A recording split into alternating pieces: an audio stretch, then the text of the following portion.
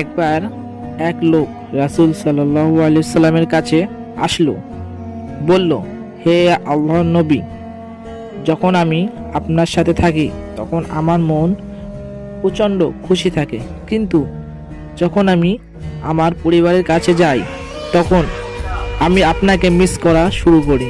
আমার চোখ দুটি আপনাকে দেখতে অকুল হয়ে পড়ে, তাই আমি আপনার কাছে আসি, আপনার দিকে তাকাই, আমার অন্তর ঠান্ডা হয়ে হয়ে যায়। কিন্তু এক সময় তো আপনি মারা যাবেন, আর আমিও মারা যাব। আপনি জান্নাতে নবীদের সাথে উচ্চ পর্যায়ে থাকবেন, আর আমি যদি খুব কষ্ট করে জান্নাতে যেতেও পারি তবে অনেক নিচু পর্যায়ে থাকব।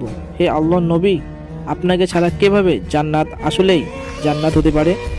রাসূল সাল্লাল্লাহু আলাইহি সাল্লাম জবাব দিতে পারলেন না, স্তব্ধ হয়ে রইলেন।